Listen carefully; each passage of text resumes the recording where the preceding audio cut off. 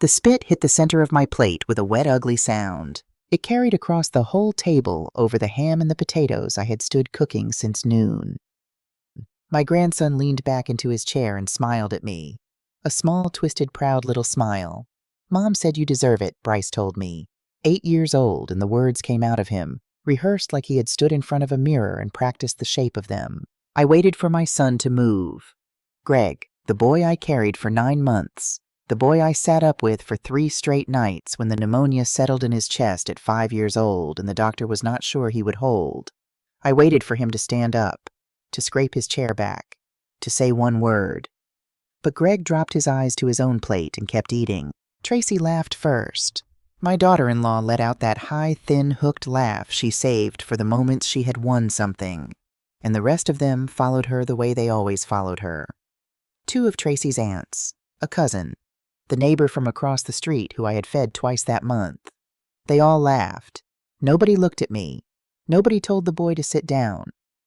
It was as if I had never been in that room at all, or worse than that, as if the spit belonged on my plate, as if I had finally been served the thing I was owed. Something inside me cracked clean down the middle. It was not grief. I knew grief. I had lived inside grief for 3 years. This was colder than grief, and it was quieter, and it did not shake. I set my napkin on the table. I picked up my purse from the back of my chair, and I walked out the front door of the house I had paid for. Nobody stopped me. I need you to understand how a woman ends up with her grandson's spit on her dinner plate while the whole family laughs. It did not happen in one night. It was built one small brick at a time over 3 years by people who smiled while they laid the bricks. My name is Christine. I was 66 years old that Sunday. For 30 years before I retired, I sat in courtrooms all day and typed. I was a court reporter, a stenographer. I took down every word that every liar and every honest man ever said under oath, and I learned something in those 30 years that most people never learn. People forget what they promised, but the record does not forget. The record is the only thing in a courtroom that never blinks. 3 years before that Sunday, my husband Walter died on an ordinary Tuesday morning, a stroke fast and total while he was pouring his coffee. 41 years of marriage, and I did not get to say goodbye. 1 minute he was talking about the gutters. The next minute he was on the floor, and the coffee was spreading across the tile, and I was screaming his name into a phone. The doctors kept telling me it was quick, like that was supposed to be a gift. Like the speed of it made the hole in my life any smaller. For months after I moved through the house, we had built together like a ghost who had forgotten she was dead. I did not cook. I did not sleep. Walter was in every room. His reading glasses stayed folded on the arm of his chair for a full year because I could not make my hand pick them up. Walter had a saying. He said it so many times over 41 years that I could hear it in my sleep. Christine, he would say, tapping the table with one finger, get it in writing. He said it about the roofer. He said it about the car dealer. He said it about his own brother. A handshake is a feeling, he told me, and feelings change. A signature is a fact. I used to tease him for it. I used to call him a suspicious old goat. I did not understand yet that he was leaving me a gift wrapped up inside a lifetime of nagging. Then Greg came by one afternoon with Tracy and Bryce, and Greg sat across from me and took my hands and said, "Mom, you cannot rattle around alone in this big house. Come live with us. Let us be a family again." And I cried because I thought Walter had sent him. I thought it was a sign. How soft I was. How badly I wanted it to be true. The truth was simpler and uglier. Greg and Tracy did not own anything. They rented a cramped apartment, and they were drowning in debt, and my grief looked to them like an open door. So Greg made me an offer that sounded so reasonable at the time. "Mom," he said, "sell this old place. It is too much house for one person. Put the money toward a home for all of us. You will have your own room, your own space, and we will all be together. It is the smart thing. It is the loving thing." I did not want to sell. That house held 41 years of Walter. But Greg pushed gently day after day, and Tracy pushed too in that sweet poisoned voice I would come to know so well. "Christine, think about Bryce. He needs a yard. He needs a good school. You want that for your only grandchild, do you not?" And I said yes. I sold the house for $265,000. After the agent's commission and the closing costs, I walked away with about $250,000. I handed Greg $160,000 of it for the down payment on the new house. The house that went into his name and Tracy's name, not mine. I never asked to be on the deed. It never crossed my mind to ask. He was my son. What kind of mother asks her own son for a signature? I kept about $90,000 in savings. My safety net, I told myself. Walter and I had scraped that together across decades of honest work, one careful year at a time, and I agreed to cover the mortgage payment. $1,150 every month pulled automatically from my account. That was almost my whole pension. But I told myself it was my contribution. I told myself it was fair. Here is the part I did not tell anyone. Old habits do not retire when you do. On the day I wired Greg that $160,000, I saved the confirmation. I saved the text message he sent me an hour later. I did not do it because I suspected anything. I did it because for 30 years my job was to make a record, and my hands did it without asking my heart for permission. I filed it away and forgot about it. That small, boring habit would end up mattering more than anything else I owned. For the first few months, the arrangement almost worked. The house was nice. Bryce had his yard and a dog to run with. I had a room on the ground floor near the pantry. Small but mine. I cooked. I cleaned. I watched Bryce when Greg and Tracy went out. I told myself I was earning my place. Then the comments started. Christine, did you leave the porch light on again all night? Electricity is not free. Christine, you were in the shower a long time. We do watch the water bill. Christine, Bryce says you gave him a cookie before supper, and now he will not touch his plate. Always with a smile stapled to her face.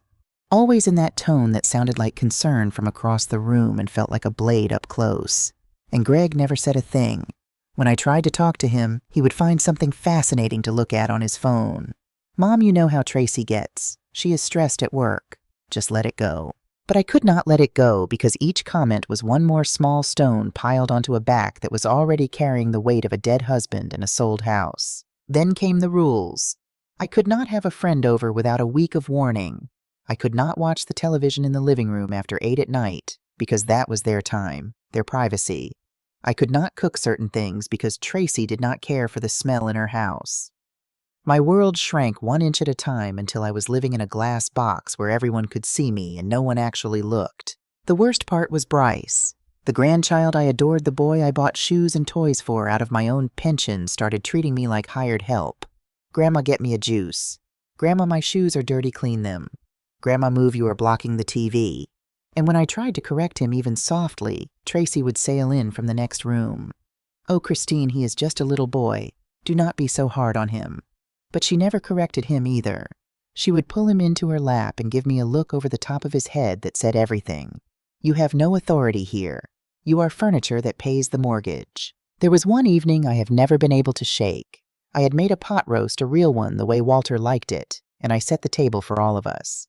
Tracy walked in, glanced at the spread, and told Bryce they were going out for burgers. Just the 3 of them. Get your coat, baby, she said. They left me standing there with a full table and 4 empty chairs and the smell of a supper nobody wanted. I ate alone that night, and I wrapped the rest in foil, and the next morning Tracy asked me why the refrigerator was so crowded with my leftovers. I did not have an answer.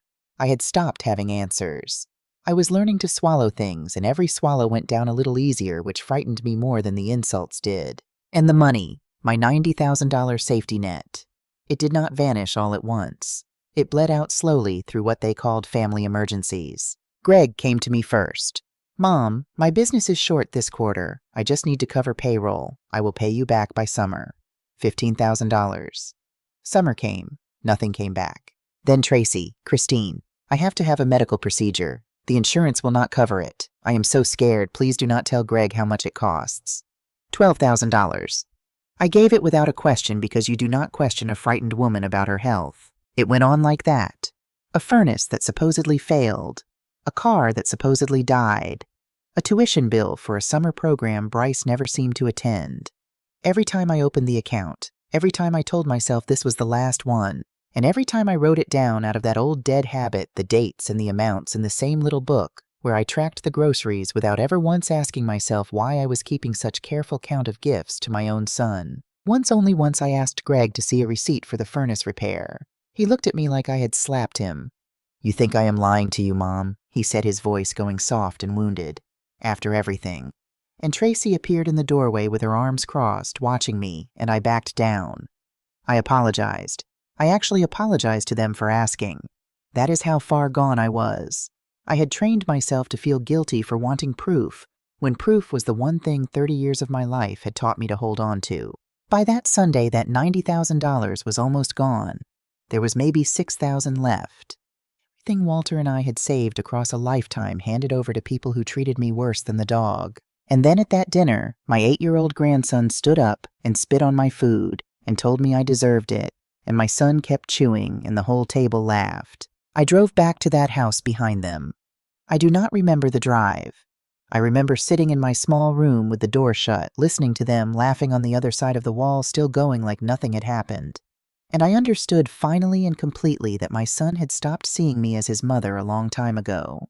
To Greg, I was not family. I was an account with a pulse. At 9:30 that night, my phone buzzed. A message from Greg in the family group chat, the one with all the aunts and cousins in it. I opened it expecting an apology. Do not contact this family again. 6 words. No reason. No question about whether I had made it to my room. Just a sentence handed down like a verdict from a bench. And under it, a moment later, Tracy reacted with a little thumbs up. A thumbs up, like he had posted something clever. I sat and stared at that screen for a long time. I kept waiting for one of them, any one of them, an aunt, a cousin, anyone, to type something human. To ask if I was all right. To say this had gone too far. The chat stayed silent. The silence had a weight to it. It pressed down on my chest until it was hard to breathe. So I typed 6 words of my own. I typed them before the softer part of me could reach my hands and stop them. Understood. The mortgage autopay ends tonight. I pressed send. Then I opened my banking app and I canceled the automatic payment of $1,150 a month. And then I turned the phone all the way off because I did not want to watch what happened next. I sat on the edge of that narrow bed in the back room they had assigned me in the house. I had emptied my life to buy, and I cried. But I want to be clear about something. I did not cry over the spit. I did not even cry over Greg. I cried because a door I had been holding open for 3 years had finally quietly closed, and the closing of it was the first honest thing that had happened to me in a very long time. When the tears stopped, I sat in the dark, and I did not feel empty. I felt something I had not felt since Walter died. I felt clear, because here is what none of them understood about the woman they had just thrown away. They thought they had humiliated a helpless old lady with no house, no husband, and no fight left in her. They saw an empty account and a soft heart and a mother too ashamed to make a scene. That is what they saw. They did not know about the little book. They did not know about the wire confirmation I had saved 3 years ago, or the text message that came with it, the one where Greg called that $160,000, my part of our house, our home, a place that would always be mine too. They did not know that for 30 years I had watched people just like them sit under oath and swear that no promise was ever made, and then watched a single saved document turn their whole story to ash. They forgot what I had been. And people always forget what you have been right up until the moment you remind them. I did not sleep much that night, but I did not lie there grieving either. I lay there the way I used to lie awake before a big trial, when I knew the next morning was going to be long and every word was going to count. Somewhere out in the dark house, my phone was off and my son was probably already realizing what canceling that autopay meant for the first of the month. Let him realize it. I had spent 3 years being careful with everyone's feelings but my own. I was done being careful. The record does not forget, and I had been keeping the record all along. I moved out on a gray Wednesday morning while Greg was at work and Bryce was at school and Tracy was wherever Tracy went during the day. I hired a small truck and 2 young men who did not ask a single question, and I carried out the pieces of a life I had never wanted to live in that house to begin with. I left a note on the counter. It said, "I am gone. Do not come looking. Take good care of the house you cared so much about. Christine." 4 sentences. No shaking, no begging. I closed the front door behind me, and I did not look back at it. I had found the place a week earlier. A 1-bedroom apartment about 20 minutes from downtown Gresham, $550 a month, half of what I had been paying on their mortgage. It was small. It had white walls and a narrow balcony and a bathroom you could touch both sides of at once. But when I stood in the middle of that empty front room, something in my chest let go of a rope it had been holding for 3 years. There were no memories of Walter in those walls. But there were no memories of humiliation either. It was a blank page, and for the first time in a long time, I got to hold the pen. The first week was like learning to breathe again after a lifetime underwater. Every morning I woke up without the knot in my stomach. There was no one to frown at me over the porch light, no one to time my shower. There was just me, my coffee, and the birds that came to the railing. I bought second-hand furniture, a gray couch, a little table, a bed that did not creak. I hung cream-colored curtains that let the morning in. I put plants on the balcony, the kind Tracy had always forbidden because she said they drew bugs. Every small choice was a quiet act of rebellion. Every plant was a sentence. I am here. I take up room. That was when I met Roberta. She lived in the apartment right next to mine, a woman in her 70s with a head full of white hair and a laugh that filled a hallway. She caught me fighting with 3 bags of groceries and a stuck door, and she elbowed it open for me without being asked. "You are the new one," she said. "I am Bobby. If you ever need anything pound on my wall, I am always home." I smiled and thanked her and gave her nothing because I had learned that kindness was usually just the front porch of a trap. But Bobby was not a trap. A few days later, she showed up with a pie still warm, and she did not ask me a single prying question. "I figured you could use something sweet," she said, and then she left. That small thing broke something loose in me because it had been so long since anyone had done a thing for me without a bill attached to it. But guilt is a stubborn animal, and it came for me at night. In the daylight, I was fine. I painted, I trimmed flowers, I laughed with Bobby. But when the apartment went dark and quiet, the questions crawled in. Had I been too hard? Was Bryce asking for me? Did Greg cry after I left? My phone was silenced, but in my weakest hours I would turn it on and scroll the messages I had not answered. Dozens of them. Some furious, some pleading. Tracy had sent one that stayed with me for days. "I hope you can live with yourself when your grandson loses his home because you were too selfish to help." And every one of those messages was a hook shaped and cast to make me feel small. For a while they worked. Then I stopped picking up the phone at night, and I reminded myself of one plain fact. Love does not come with spit on a plate, and a mother is not a wallet with a heartbeat. I found work too. A part-time job at a flower shop 3 blocks down run by a soft-spoken man named Warren, who never once asked me why a woman my age was starting over from nothing. He taught me to build a bouquet, to trim the stems, to tell the fresh blooms from the ones already dying. I did not need the money badly. My pension covered the little apartment. I needed the routine. I needed a reason to stand up that did not belong to somebody else. And there was something healing about the flowers. They were fragile and temporary and beautiful for exactly that reason, because they did not last forever. I even signed up for a painting class at the community center, taught by a young woman named Colleen with ink up both arms and a gift for making a room feel safe. I had not held a brush in 20 years. My first strokes were clumsy and unsure, like my hands had forgotten. But every week I felt a little lighter. "You paint like you are telling the truth about something," Colleen told me once. I blushed like a schoolgirl. It had been years since anyone praised a thing I made that was not a meal or a chore. I was building a life. And then Greg found it. He turned up at my door on a Saturday unshaven with dark circles under his eyes. He did not knock the way a visitor knocks. He pushed in the way a man pushes into a room he still believes he owns. "Mom," he said, "we have to talk."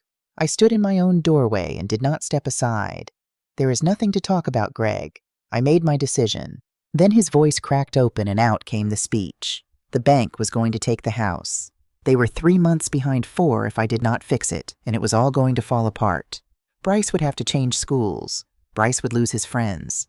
"Do you want that on your conscience?" he asked me. "Do you want your grandson thrown out on the street?" He used the boy like a shield, the same way Tracy always did.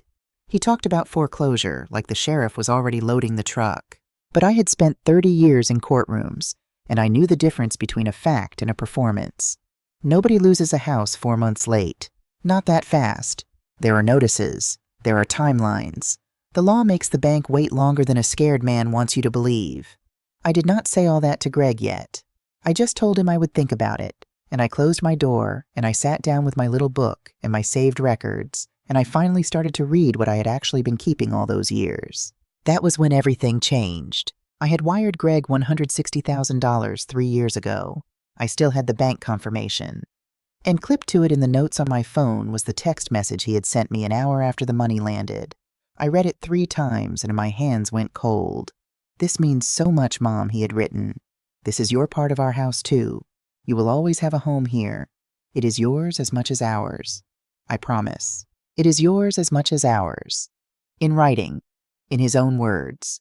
Time stamped and dated and sitting in my hand. And there was more. 2 voicemails he had left me in the months after, back when he still wanted me pliant, both of them thanking me for putting my money into what he called our family home. Voicemails a person leaves for you on purpose. Nothing sneaky, nothing I had to hide. I did not sleep that night. Not from grief. From the old feeling I used to get before a trial when the pieces begin to line up and you can see the shape of the whole thing at last. Monday morning, I looked up the free legal clinic for older folks and I made an appointment. That is how I met Denise.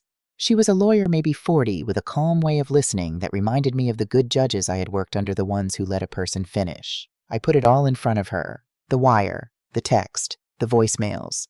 My little book of every dollar I had handed them. Christine, she said, finally leaning back. I want to be careful not to promise you anything, but you may have a real claim here. When one person puts up the money for a property that ends up in another person's name, the law has ways of recognizing that.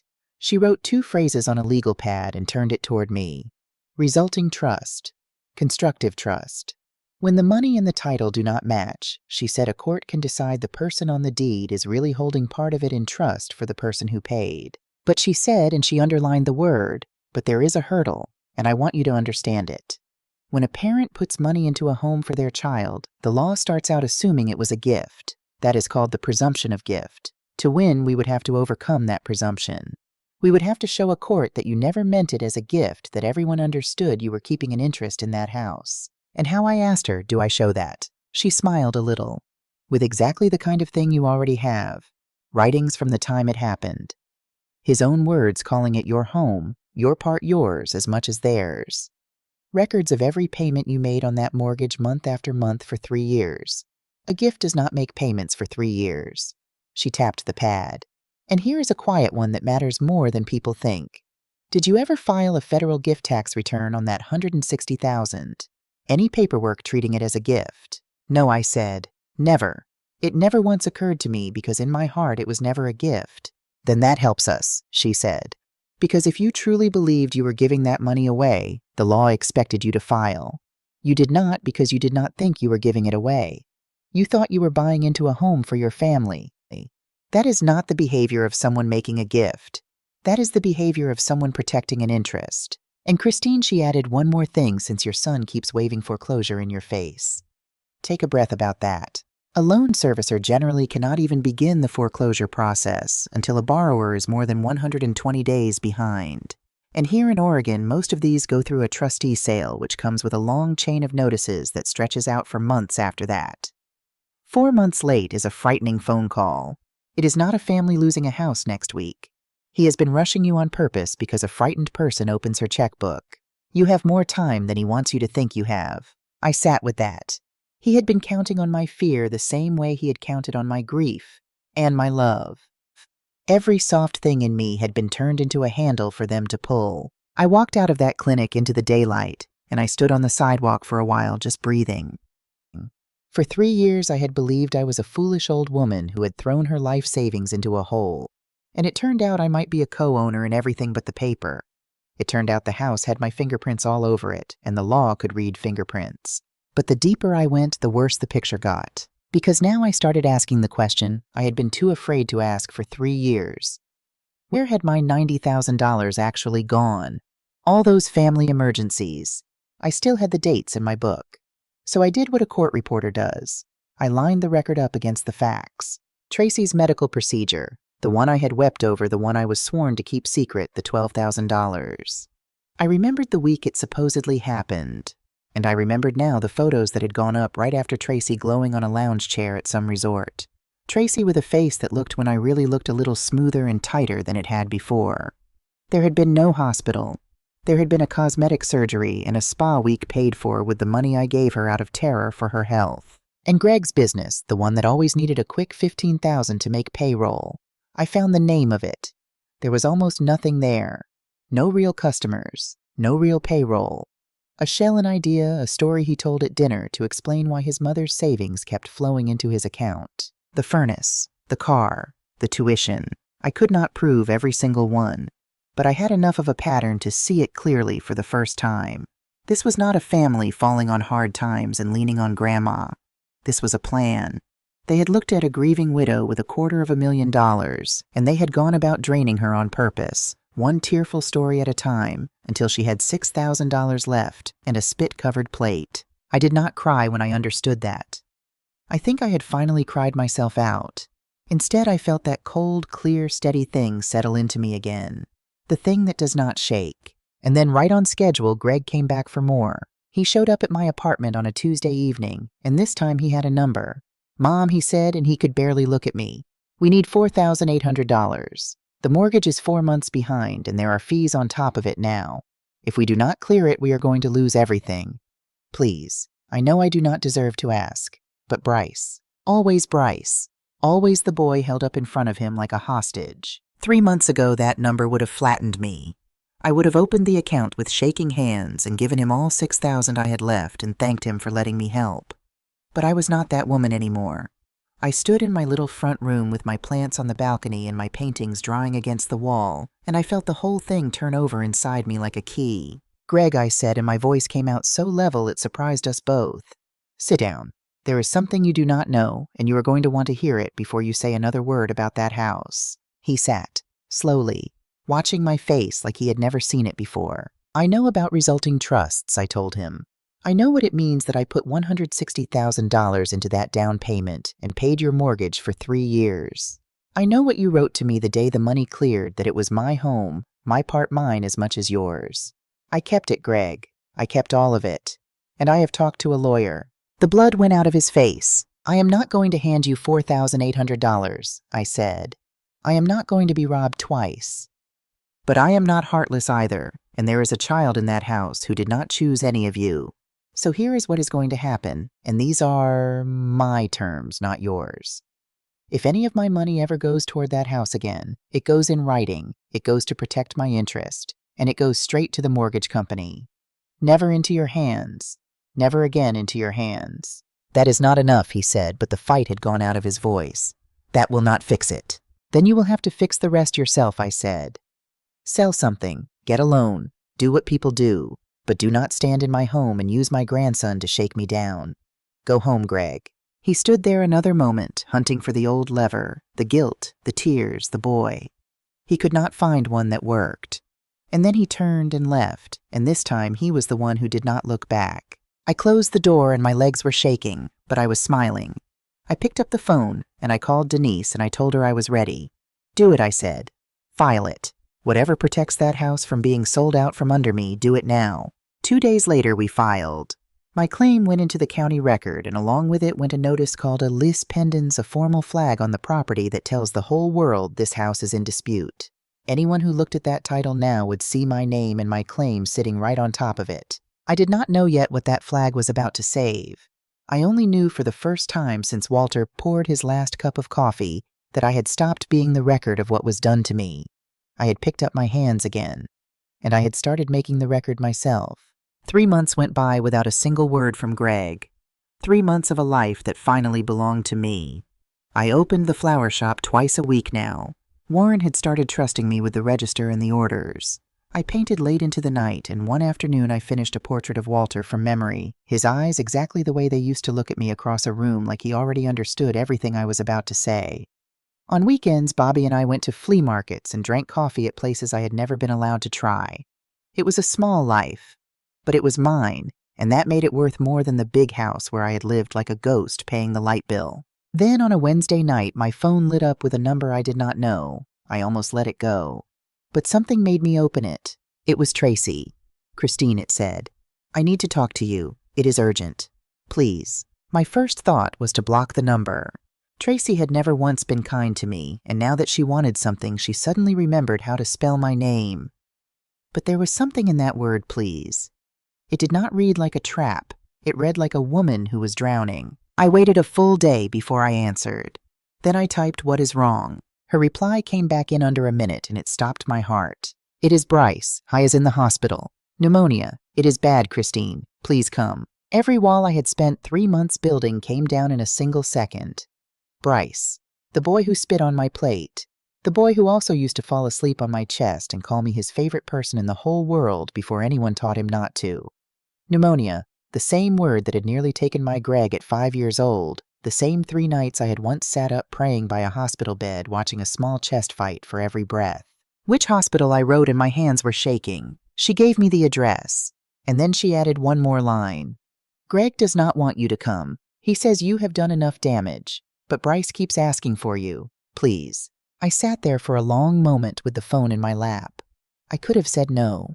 I could have told myself they made their bed, that they cut me out, that this was not my emergency to run to. That would have been the fair thing, the logical thing, the thing a woman with her dignity intact might do. But Walter used to tell me something whenever we fought. He would say, Christine, you can be right or you can have peace. You will not always get both. And standing in my little apartment with my grandson's name on the screen, I understood that this was not about Greg, and it was not about Tracy. It was about an 8-year-old boy who was scared and sick, and who had not chosen a single thing the adults around him had done. I could punish his parents by staying home, but I would be punishing him too, and I could not live inside that. I put on my coat. Bobby caught me at the door. Is everything all right? She asked. My grandson is sick, I told her. She nodded like she already understood the whole thing. Go do what you have to do, she said. But do not lose yourself in there. The hospital smelled like every hospital. Disinfectant and quiet fear. I followed the signs down white halls to the pediatric wing, and I found Tracy sitting in a hard plastic chair outside a room with her face in her hands. When she saw me, she stood up so fast the chair scraped. Her eyes were swollen. You came, she said. I did not know if you would. How is he? I asked. I did not have room for anything else. Bilateral pneumonia, she said, wiping her face with the back of her hand. They have him on antibiotics through an IV, but the fever will not break. The doctor said the next day or 2 are the ones that matter, if the infection does not turn around. She could not finish the sentence. Did I see him? I asked. She nodded, then put a hand on my arm. Greg is in there. He does not know I called you. He is going to be angry. I do not care, I said. And it was true. Let him be as angry as he wanted. I had not come for him. I opened the door, and the first thing I saw was Bryce so small in that big bed it broke something in me. Tubes and wires. A monitor beeping soft and steady. An oxygen line under his nose. His skin was pale, almost see-through, and even in his sleep he was working hard to breathe. Greg sat beside him, holding one of the boy's small hands. When he saw me, his face twisted up into surprise and fury at the same time. What are you doing here? He hissed, keeping his voice down so he would not wake his son. I came to see my grandson, I said, and I walked toward the bed. Greg stood up and put himself in my way. I told you I did not want to see you. You have no right to be here after what you did to us. I looked him straight in the eye. I did not do anything to you, Greg. I stopped letting you do things to me. There is a difference, and someday you will understand it. But that boy in the bed is not part of our fight. He is a child, and I am not going to let my pride or your anger keep me from him when he needs me. His jaw worked, but he had nothing to say because he knew that if he threw his own mother out of a pediatric ward while his son lay there fighting for breath, he would be the villain, and even he could see it. He stepped aside and sat back down defeated. I took the empty chair on the other side of the bed, and I stayed. The night went slow and heavy. The only sounds were the monitor and Bryce's labored breathing. Greg did not speak to me. I did not speak to him. We were 2 people bound together by one thing, only the shared and terrible fear of losing that child. Tracy came in and out with vending machine coffee that nobody drank and updates from the nurses that never said anything new. I sat and watched my grandson breathe, and I remembered another small chest 3 decades gone, another mother keeping watch, and I understood that being a grandmother was not something I could turn off just because it hurt. It was simply what I was. Somewhere around 2 in the morning, without meaning to, I started talking, low almost to myself. I told the room about the winter. Greg was 5 when the pneumonia got into his lungs and the fever climbed so high the doctors packed him in ice. I told them how Walter and I traded the chair by the bed in shifts so the boy would never once open his eyes and find himself alone. 3 nights, I said. 3 nights we did not sleep, and on the 4th morning his fever broke and he asked for pancakes, and I cried into a hospital sink. I did not look at Greg while I said it, but I heard the chair on his side of the bed go still. I heard him stop breathing for a second, the way a person does when a memory reaches up and grabs them by the throat. He had been that small once. and someone had stayed. And now here we were, the two of us staying again for someone smaller. He did not say anything, but something in the room shifted the way the air shifts before weather. At 4 in the morning, Bryce opened his eyes. He blinked at the dim lights, confused, working out where he was. And then his eyes found me, and they went wide like he could not believe it. "Grandma," he whispered. His voice was a rasp. "I am right here, baby," I said, and I took his hand. "I am right here." He squeezed my fingers, weak as a bird, and closed his eyes again. But there was something in how he held on, something in the way his small hand would not let go of mine, even as he slipped back into sleep, that told me everything I needed to know. He had missed me. He might not have understood why I left or what any of the adults had done, but somewhere in him he had missed me every single day. Greg watched all of it from the other side of the bed, and I saw his eyes shine, and I saw him look away. Tracy was the one who broke in the end. It was the next afternoon. Greg had gone down to move the car, and the room was quiet, and she was sitting across from me watching Bryce sleep when she suddenly said in a small voice, "Christine, I have to tell you something, and I need you to let me finish before you say anything." I nodded and I braced myself. She took a shaky breath. "Weeks ago, before Bryce got sick, Greg listed the house for sale. He did not tell you. He was trying to sell it fast and quiet, take whatever we could get, and start over somewhere you could never find us. He wanted you gone from our lives completely. He wanted to make sure you never saw a dollar of that house." I did not move. I just listened. "But it fell apart," she said. "There was a buyer, we had an offer, and then the title company came back and said there was a claim on the property. Some kind of filing with your name on it. A pending something. The sale could not close." Greg was furious. He did not understand it. I did not understand it either, not then. But I understood it now. The lis pendens. The flag Denise and I had planted on that title 3 months ago. The notice that told the whole world the house was in dispute. That was the thing that had stopped the sale cold. My own quiet, boring filing the record I had made with my own hands had reached out and locked the door on Greg's secret plan. He had tried to sell the house out from under me, and the roof would have gone out from under Bryce right along with it, a sick little boy with no home to come back to. And the only reason it did not happen was a piece of paper I had filed in a county office months before any of us knew he would ever land in that bed. Their kindness had not saved that house. My records had. The habit Walter spent 41 years nagging into me had saved my grandson's home while everyone else was busy trying to throw it away. I looked at Tracy and I did not gloat. I just said quietly, "Then it is a good thing I kept my name on that house, is it not?" She stared at me, and I watched the whole picture assemble itself behind her eyes. She had spent 3 years thinking of me as a foolish old woman to be drained and discarded. And a piece of paper filed by that foolish old woman was the only thing standing between her son and the street. "I am so sorry," she whispered. It was not the polished apology I had heard from her before. It was cracked all the way through. I did not answer it yet. Some apologies have to be earned before they can be accepted, and hers had a long way to go. The next day the fever broke. The antibiotics finally caught hold, and by evening the doctors said Bryce was out of danger, though he would need another week under watch. Greg and Tracy sagged with relief like ropes cut loose. I felt it too, a relief so big it left me hollow. But mixed into mine was a harder question. What now? Did I go back to my apartment and my flowers and my paintings as if none of this had happened? Or had something moved that could not be moved back? A week after Bryce came home, we all sat down together, not around that cursed dinner table, in a small conference room at Denise's clinic, because I would not do this without her, and because I would not do it on anyone's terms but my own.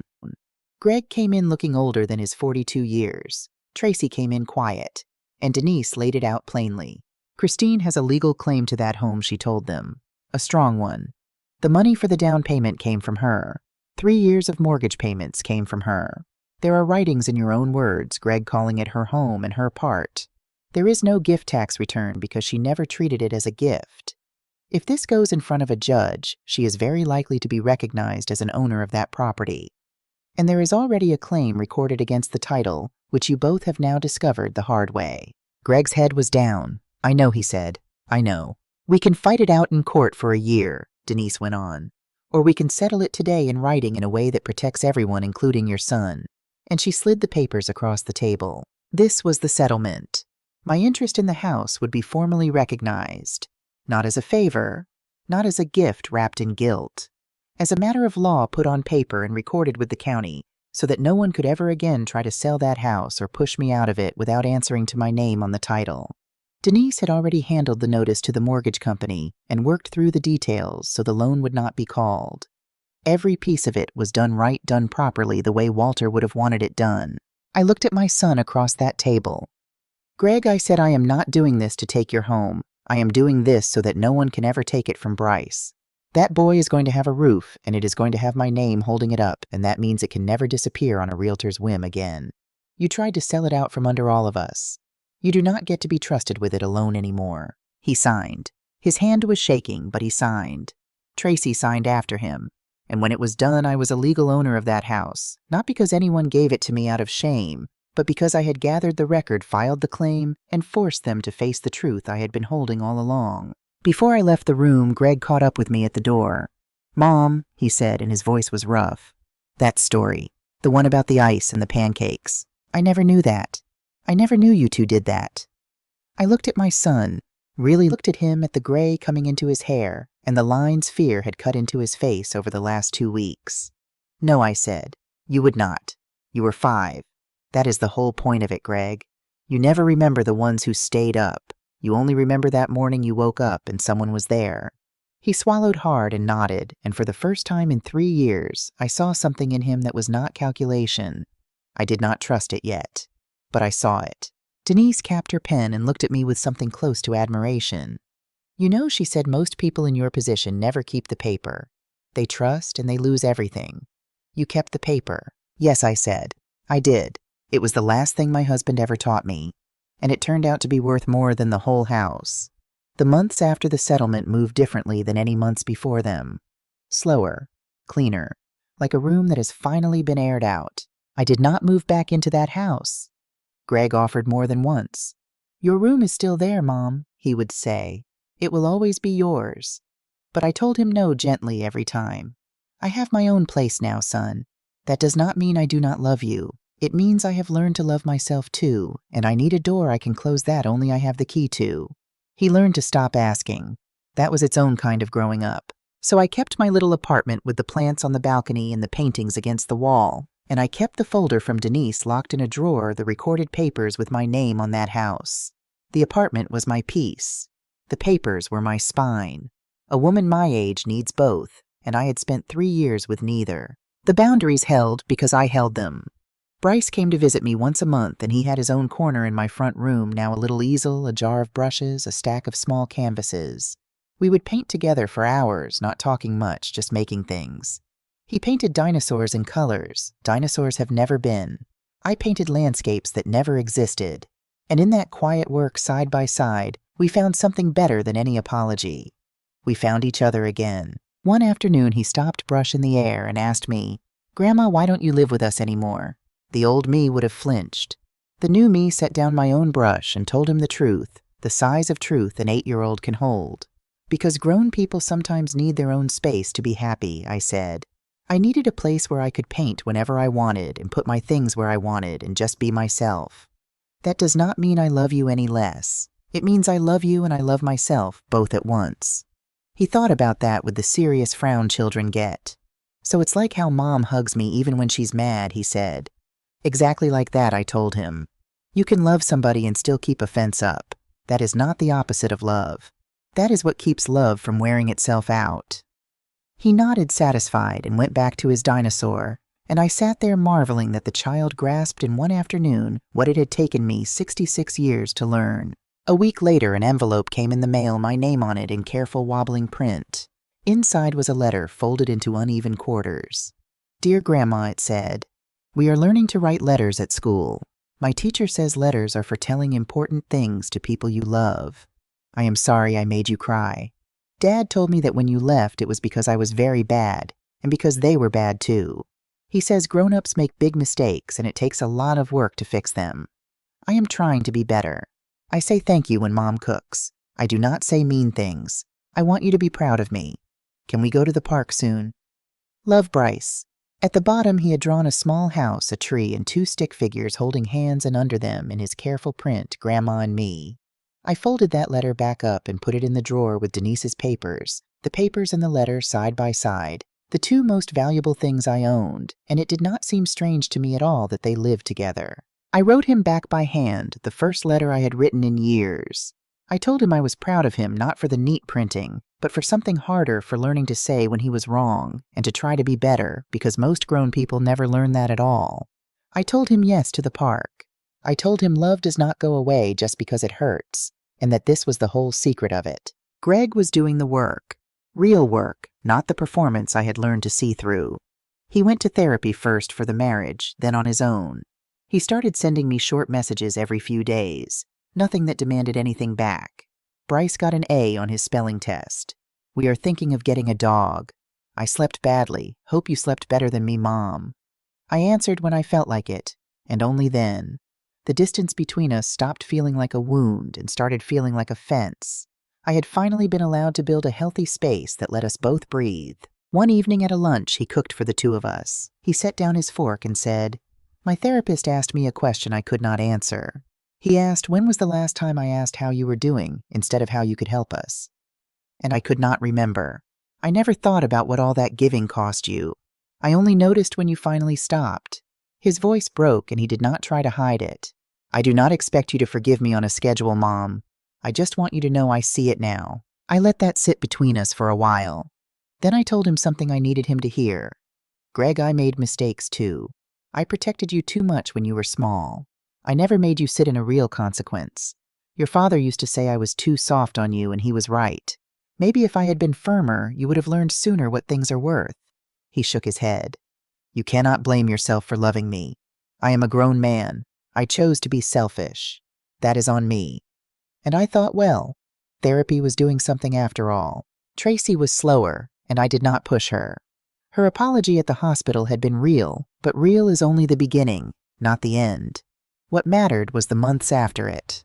She stopped the little poisoned comments. She stopped standing in doorways with her arms crossed, timing my visits. Once when Bryce got mouthy with me, it was Tracy who corrected him firmly in front of me. Small thing, enormous thing. We were never going to be close.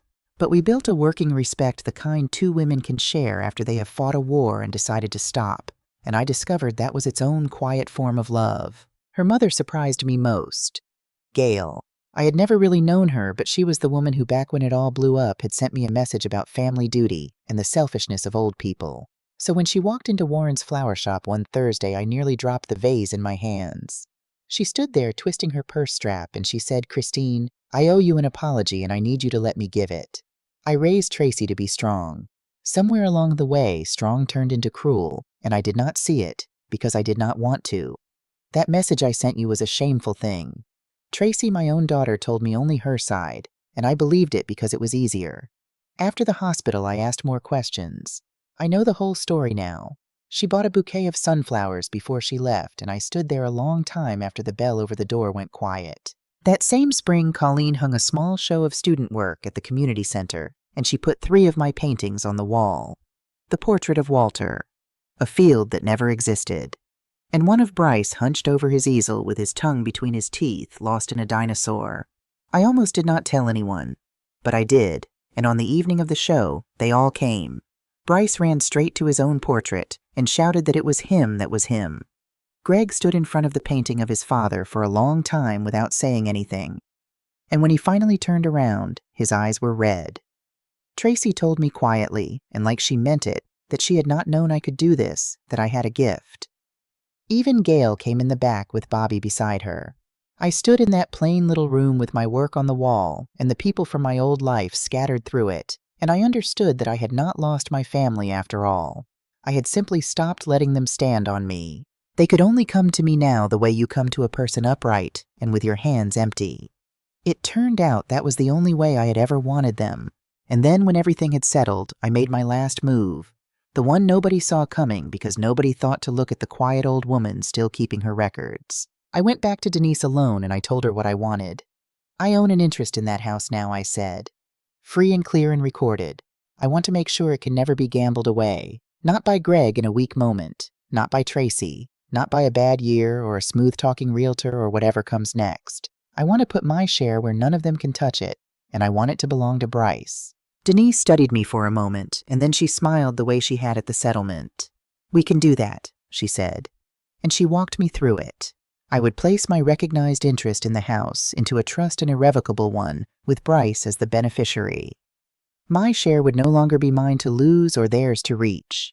It would sit there protected, held for one boy until he was grown. We did it properly. We notified the lender. We recorded every page. Walter would have approved of every signature. That was the whole point, you see.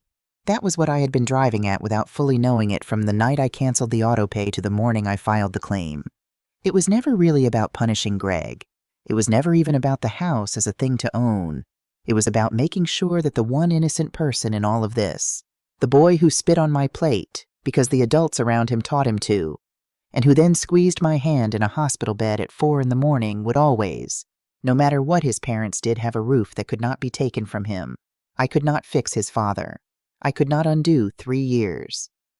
But I could reach forward past all of them and set one solid stone under that child's feet. When it was finished, I told Greg and Tracy what I had done. I expected a fight. I did not get one. Greg was quiet for a long moment, and then he said, "You made sure it goes to Bryce, even after everything, even after us." And I said, "Especially after you, because somebody in this family has to think past the end of the month, and it has always been me." He did not argue. I think somewhere in him he was relieved. A man who has watched himself nearly sell his son's home learns to be grateful when someone nails a floor down under the boy. Bryce turned 9 that spring. The party was in the backyard of the house I now half owned and had locked away for his future, though he was far too young to understand any of that. There were balloons and too much candy and a table full of noise. I came early to help decorate something that would have been unthinkable a year before. Tracy and I hung a banner together without a single sharp word between us. Greg burned the hot dogs on the grill with a clumsy joy that reminded me so much of Walter in our first years that I had to look away for a second. When it was time for the cake, Bryce grabbed my hand. "Grandma," he said, "you blow out the candles with me." Tracy did not stiffen. Greg smiled. And I knelt down next to my grandson, and together we leaned over 9 little flames, and I closed my eyes for just a moment. "Thank you, Walter," I said somewhere down inside where only he could hear. "Thank you for teaching a stubborn old woman to get it in writing. Thank you for the gift I laughed at for 41 years. It saved us. It saved him." We blew out the candles together, the boy and I, and everybody cheered, and the smoke curled up into the spring afternoon. That night, back in my own apartment, Bobby knocked with a bottle of cheap wine and 2 glasses the way she always did. "How was it?" she asked. I told her everything out on the balcony with the city lights flickering below us like a whole field of small, ordinary miracles. When I finished, she raised her glass. "To the woman who kept the paper," she said. "To keeping the paper," I said. And we drank. I want to be honest about the ending because I have never once in this whole story lied to you. It was not a perfect reunion. It was not the family I dreamed of when Walter was alive, and the future still looked like a straight, clean road. Tracy and I will never braid each other's hair. Greg and I still have careful silences we walk around. Some nights the old anger stirs and I let it, and then I let it go again. But I am not a ghost in anybody's back room. I am not an account with a heartbeat. I have my own door, and my own key, and my own name on paper that no one can peel away. I have a grandson with a corner in my home and a floor under his feet that will hold no matter what his parents do. And I have a habit my husband left me, a small, boring, lifelong habit of writing things down that turned out to be the strongest thing I owned. They thought they had thrown away a helpless old woman. What they had actually done was forget who was keeping the record, and the record in the end kept us all.